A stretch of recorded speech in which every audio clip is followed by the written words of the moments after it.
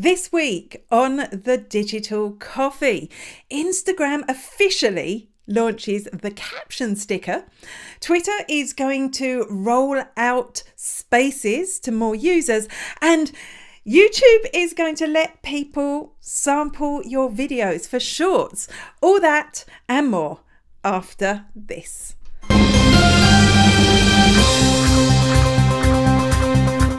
Good morning, and welcome to the Digital Coffee. This is your weekly dose of digital marketing and social media news for small business. My name is Amanda Webb, and just a reminder that if you are watching on Facebook, if you leave a comment on this post, I will send you a copy of the Digital Coffee newspaper. So that's a downloadable guide to all the things that I'm talking about, including links where you can watch or where you can read even more. Today I have a bit of a new setup around me. So I'm a little bit, where are all the buttons? So if I'm a little bit slow pressing buttons today, let me know. If you're watching on YouTube, I've already pinned a link to where you can sign up for the Digital Coffee newspaper to the top of the comments section. And the question of the day, if you don't know what you're going to say, the question of the day is, would you pay to see fewer ads online? And of course, there is a story related to that topic coming up. So let me know your thoughts on that. And I think that's it. Is that it? You see, I told you, new setup, totally confused. What's in your mug? I want to know what's in your coffee mug. We're spending this time together, as usual, empty. Not a drop, because the other me, the sensible me, tells me not to drink coffee until I've shot the Digital Coffee, because I talk too fast when I drink coffee. Good morning to Simon, who says, yay, free newspaper. And actually, that's kind of related to one of our stories today as well. Will I just get on with the news for now? You can leave your comments telling me about what you're drinking, your answer to the question, or just say hi while I chat. Hey, it's Andy at Content Cal here, and you're watching the Digital Coffee with Amanda Webb. We all know that video captioning is an important part of our online content, not just because it makes our content accessible to everyone, but also because there are people who are going to want to watch with the sound off. And I think this is going to take off again as lockdown restrictions begin to ease. We are going to be commuting again.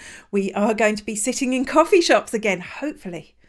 That is my dream. My current dream is small. I just want to drink coffee in a coffee shop, which means we will be accessing social media in those places where we won't be able to put the sound on.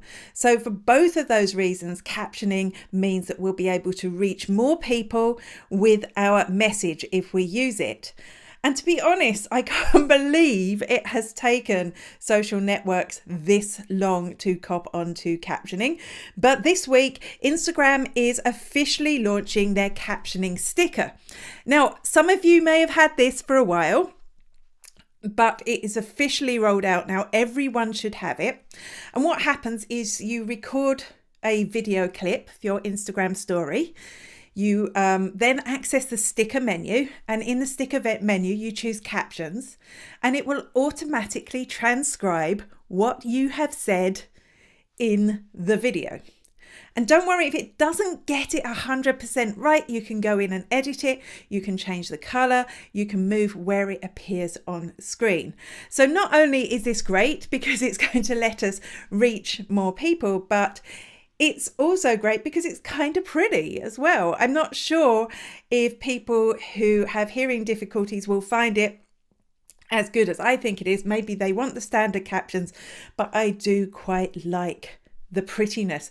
It's just a shame, really, that it's taken them so long to do it. So whenever possible, I would recommend captioning your Instagram stories so that people can actually see what you're saying, even if they're not in a position to listen. Good morning to Emma. I've got a mouse now. I should use the mouse. Amanda, use the mouse. I'm clicking with the mouse. Good morning to Emma, who's drinking peppermint tea. I do like a peppermint tea myself. I am partial to the odd peppermint tea. Good morning to Deirdre, who's watching on YouTube. I'm trying to see your comment. YouTube notifications aren't working properly and you weren't notified and you hadn't looked at the time, so you missed the beginning. Oh no! Simon says he's drinking proper tea. Do let me know as well, if you're watching, your answer to the question of the week, which is, would you pay money, like real money, to see fewer ads online? Good morning to Joanne, who's enjoying a nice cup of tea. I've had 2 cups of tea because that doesn't affect me the way coffee does. Imagine if I was talking faster. It's not a good thing. Trust me, it's not a good thing. Hi, I'm Carmel Siri and you're watching Digital Coffee with Amanda Webb. Spaces on Twitter have become popular, like instantly. And as a business, I do think, if you want to do audio, Spaces is a good place to start because you should have an existing following on Twitter. I don't think you need to go straight in and host a room. I would go and test them out, go and join some rooms, see what sorts of conversations are happening, what topics people are discussing. You'll find a lot out that way before you start putting together a weekly show. Something I've been considering. So before I share the news, do let me know in the comments if you'd be interested in joining an after show chat on Twitter. If you would, maybe that's something we could do. Anyway, they said they were going to roll it out to everyone by the end of April. It is now May and they have rolled it out to everyone. So iPhone or Android, you can join Twitter Spaces. You can join conversations.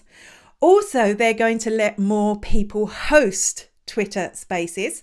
So if you have 600 followers or more, you'll be able to host a space. And to be honest, that's not a huge figure and it makes sense, doesn't it? I mean, the last thing we want is a whole bunch of people jumping on Twitter Spaces,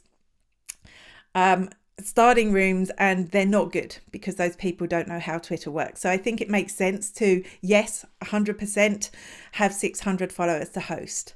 And this is good news, I think, because we will be able to join conversations that the people we follow are having in real life. I mean, it's just energizing, I think. And if we're following the right people on Twitter, if we're following the people who influence our customers and potential customers, it means we're going to have some really interesting spaces to join that will help us understand our customers more. So I do think that's great. I do also think it's great that you can host Twitter Spaces. And one way now that you'll be able to get more people to join your space, you're going to be able to schedule them. How cool is that? So you will schedule a space. People will be able to sign up to get a notification of your Twitter space. You'll also be able to sell tickets. You'll be able to sell tickets to your space. So if you're a creator, maybe a musician who wants to premiere some new music, if you're going to do serious interviews with people and you're going to get some top celebs, this could be a really good way to monetize your content. I am excited about Spaces. I am, in retrospect, excited about audio content altogether because, I mean, you don't have to do your hair and makeup and that takes ages and you can do it while you're sitting on your couch. I am enjoying the audio experience more than I thought I would as somebody that never really enjoyed creating my podcast. I have a ton of comments, so let's move on to those. Ginny says she missed the beginning of the show. That's fine. You haven't missed much. Emma, I am far too tight to pay for less ads. You know what? I think that's fine. I think it would be nice to have the choice though, wouldn't it? That you're paying with your data or you're paying with that or you're paying with your cash. I think that would be nice. Good morning to Mary, who is drinking regular tea too. And by regular tea, Mary, is that a Barry's tea? Or is it a lion's tea? Tell me. Ginny, yes, please. An after show, that would be a good idea. If we can get enough people interested, Ginny, I'll totally do it. But I don't want to kind of launch something and it's kind of like, tumbleweed, because that's just embarrassing. Simon says, I think we already pay enough subscriptions in life to pay to avoid social media adverts. Well, I suppose, yeah, that's true. We pay a lot of subscriptions, but you can choose the subscriptions, I guess, what's important to you and what's not important to you. So we pay for a lot of video subscriptions in our house, but we don't pay for many other things because we watch a lot of films. Right, okay, what's next? I'll have to go check my notes. Hi, I'm Charlie Lawrence and you're watching The Digital Coffee with Amanda Webb. Clubhouse, the growth on Clubhouse has slowed dramatically recently. And that could, of course, be because they've got competitors now. We know Twitter Spaces. We've just talked about it's huge. People are loving it because it's a place where they have an existing following that they can connect to. Also, the fact that they're not on Android. So its exclusivity used to be what made it good. And now, they pretty much saturated the iPhone users.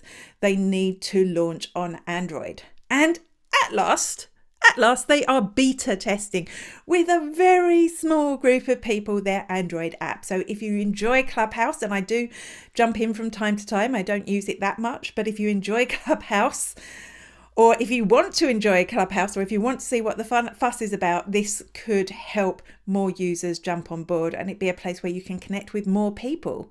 I mean, particularly in Ireland, the iPhone use is actually quite small, compared to Android. So it would be great when it rolls out.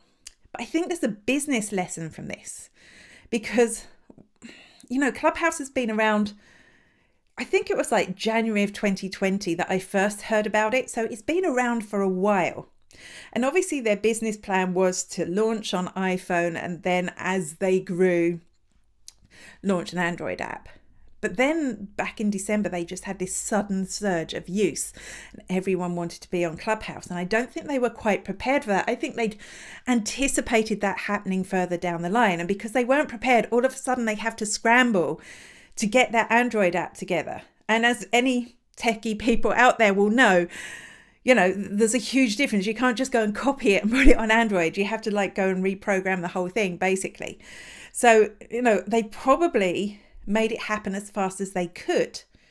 But their business plan wasn't allowing for what might happen if they were successful quicker. And I think as businesses, we can learn from that because we usually have our projections and we probably set them high and we think, oh, well, I'll never make that. Well, what if you do? What if you suddenly got a whole rake of customers? Are you prepared to deal with that? And that's what we can learn from Clubhouse. I hope it doesn't die. I hope it stays as a good niche network that people will use. I hope it's able to be profitable. And I hope when they launch the Android app that growth will continue again because it is nice to have new players on the scene. Anyone on Clubhouse here? I can see Deirdre has answered. Must use my mouse, Amanda. Use your mouse. Question of the day, which is, I'm going to have to rearrange my screen a little bit. Question of the day. I'm notorious for refreshing or leaving a video if there is a lot of advertising. I might come back at a less busy time. I might not. That's interesting. So would you pay money to get rid of ads, Deirdre? That's what I'd like to know. I'd love to know. And of course, we have a question related to that shortly.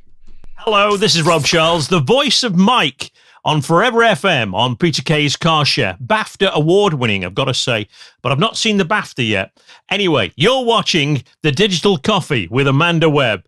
Enjoy. I'm on tea. Shh. Social proof dictates that when you see lots of comments on a post, you are more likely to comment yourself. That's just the fact of things. And YouTube are now launching something called timed comments. It's in a very small testing group at the moment.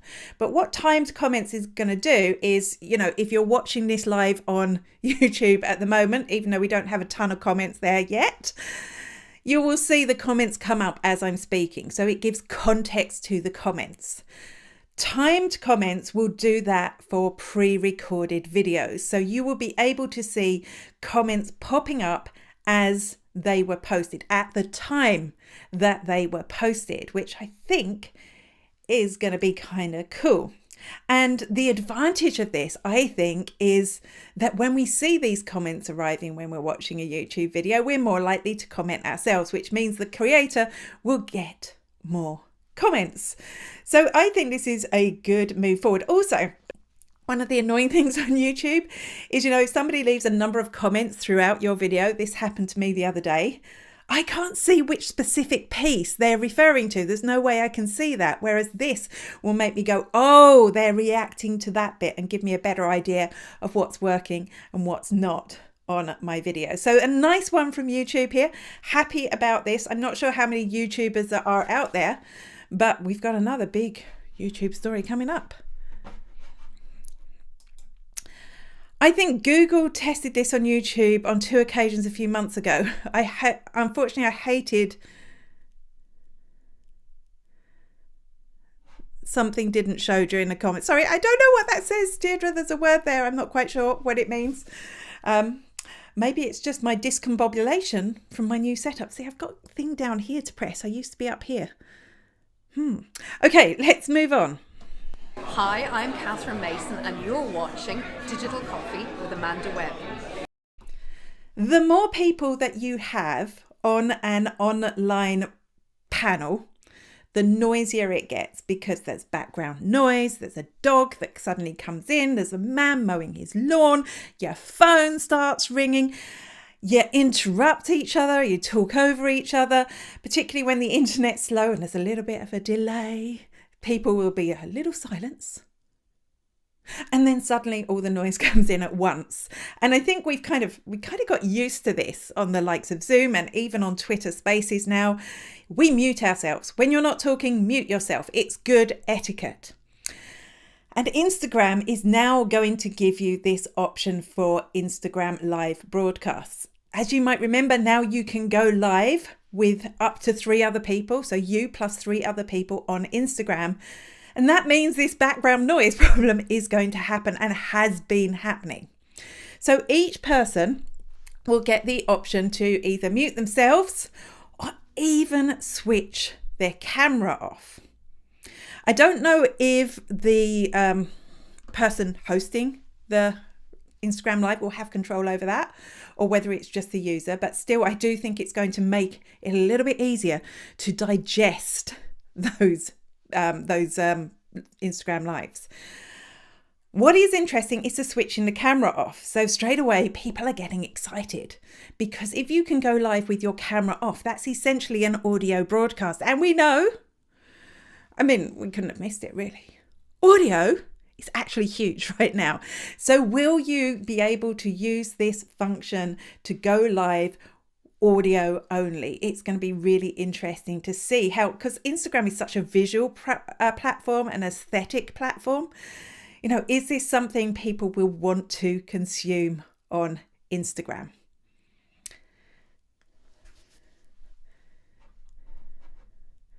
Over to Deirdre again. Yes, credit where's credit due to Facebook. And those of you that know Deirdre, not Facebook's biggest fan, did get the timing of comments correct. Yes, they do. They do. And it works really well because you can totally see when people are engaging with posts. Hi, I'm Lee from Wellshot and you're watching the Digital Coffee with Amanda Webb. Cheers. If you create content on YouTube, would you be happy enough for other people to take clips of that content and use it in their video shorts? So shorts is like the TikTok of YouTube, because that's what's happening. This week, YouTube allowed people to take little clips, little samples from your video and add them to shorts by default. This setting is on by default on YouTube. And as you can imagine, there wasn't a big announcement here. It just, YouTubers found it. And as you can imagine, some YouTubers are not pleased. They're not happy at all. Some YouTubers, in fairness, are happy. They're thinking this is a great way to reach more people with your content. And once we see how it works, maybe hopefully, I imagine there's going to be a credit and a link back to you yourself, which could expand the audience of your content. And then, of course, other YouTubers are just not happy. This is their video. They made it. They don't want it sampled. So let's look at this from a business point of view. So yes, really good if you could reach more people in your target market with your videos. I'm probably going to leave sampling on. On the downside, this could be used to bully you. This could be used to troll you. They could take clips, all the bits where I'm messing up, and make me look like an idiot. So if this happens though, I can switch off the sampling option. And I'm not sure if this is going to do what it does with Instagram and TikTok duets, which means that the video that has sampled me will go too, but it'll be interesting to see how it works. If you are a YouTuber creating content and you want to reach more people, I think it's worth thinking about how you can make parts of your video sampleable. So what is going to make somebody want to take that clip and sample it? How can you make it sample friendly? It's something I'm going to put my thinking cap on around to see if I do that, will people sample me more? Will I get extra reach on those videos? It's a really weird way. I do think this should have been a proper thing across the top of the screen saying switch on sampling rather than them switching it on without our knowledge. But there you go. That's the social networks for you. This is May King from The FOMO Creator, and you're watching The Digital Coffee with Amanda Webb. Ads and pop-up windows can make your whole reading experience online just awful, can't they? You know, you'll be reading away and then suddenly this welcome mat thing, that's what they call them, a welcome mat will pop up. And you have to get rid of that and everything's moved around on the page, and then a video will start playing and that takes all your bandwidth and you're trying to watch the thing and you're trying to stop the video. You can't even see where the video is. And then a pop-up window wanting you to subscribe to a mailing list. All of these things are stopping you reading the article.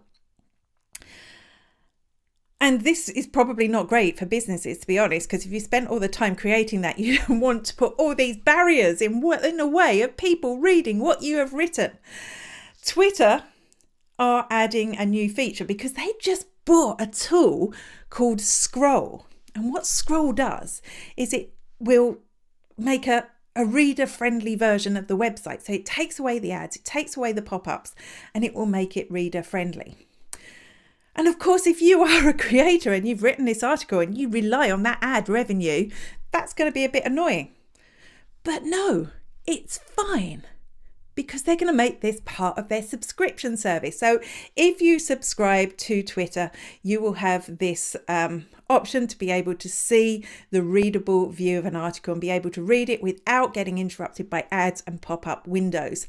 And Twitter are going to share the revenue they make from that with the creator, which I think is actually better than running ads on your website. So you can run ads for the people that don't use it, but it means people are actually going to consume your content without the ads getting in the way. You're going to make money even if they don't click on the ads, and it's going to be a better experience for everyone. So I think this could be quite good. Unfortunately though, Scroll owns a tool called Nuzzle. And Nuzzle, I'm just mentioning it because I love Nuzzle. What Nuzzle does is it will pick out content that is popular with the people you follow on social media. The postman's come with a parcel. And it will show you the top content from your feed and send you an email every single day. And there's an app as well. So all of those things are just amazing. I love it. Particularly if you're following the right people, you'll find the real stories that people are interested in. Nuzzle is going away because of this, but it does say for now it will be back. So actually maybe that's going to integrate into their paid product as well. At the moment, Nuzzle is free. So I think it's good news all round. Oh, Amanda, you were an advocate of those pop-up windows. No, actually, I remember for years I used to run an email course and I said that I would never have a pop-up window on my site. Then I did have a pop-up window on my site, but I would say they're very 5 years ago. I tried them. I did manage to get a lot of subscribers from it, but I'm totally advising people not to have them now for many reasons. Because one, even though I was getting subscribers, they were low quality subscribers. So I tested it. Number two, Google hates them. It's going to demote your site on mobile search if you have pop-up windows on your site. So, and even when I did have a pop-up window, it only appeared when people were leaving the site. So you'd actually be able to read the whole article before it went away. So even though I used to use it and I used to hate them and I used to really convince people not to use them, I tried it out. I know that I was getting low quality subscribers, and also it's just not a thing for 2020. So I'm not sure I was an advocate. It was something I tried. All right. So that is all for the Digital Coffee for this week. I will be back, same bat time, same bat place next week. I'll see you then.